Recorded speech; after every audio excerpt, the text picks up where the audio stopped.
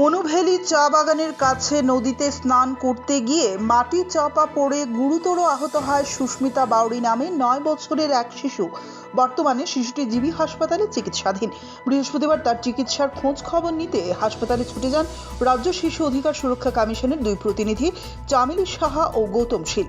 ওনারা জানান মেয়েটির অবস্থা গুরুতর, অক্সিজেন দিয়ে রাখা হয়েছে, তাকে সরকারিভাবে আর্থিক সাহায্যের চেষ্টা চলছে। শিশু অধিকার সুরক্ষার কমিশনের চেয়ারপারসন জয়ন্তী দেববর্মার নির্দেশেই তারা এসেছেন বলে জানান। উল্লেখ্য, বুধবার নদীতে স্নান করতে গিয়ে কোনোভাবে মেয়েটি মাটি চাপা পড়ে গিয়েছিল। সঙ্গে সঙ্গে একজন শ্রমিক মেয়েটিকে সিপিআর দেওয়াতে সে বেঁচে যায়।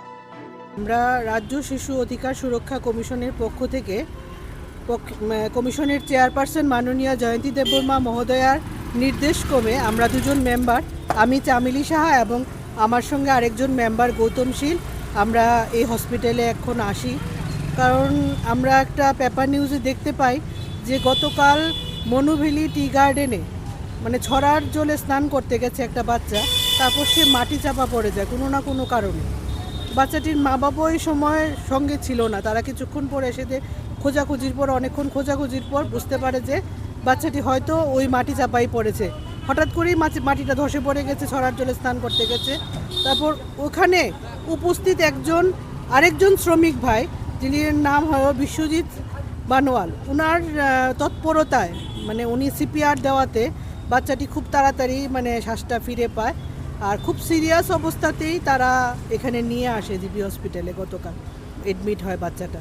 তা আমরা এখন দেখে আসলাম কমিশনের পক্ষ থেকে, এবং আমরা ওখানে চাইল্ড ওয়েলফেয়ার কমিটির সাথেও কথা বলেছি ফোনে, ওরাও সহযোগিতা হাত বাড়িয়ে দেবে।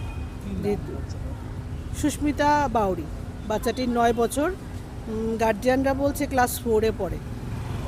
বর্তমানে শারীরিক অবস্থা কীরকম দেখে?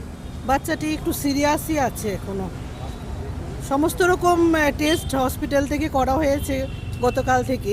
এখন অক্সিজেন এবং স্যালাইন চলছে, 1-2টা কথাও বাচ্চাটা বলছে, তবে অবস্থা এখনও অনেকটাই সিরিয়াস।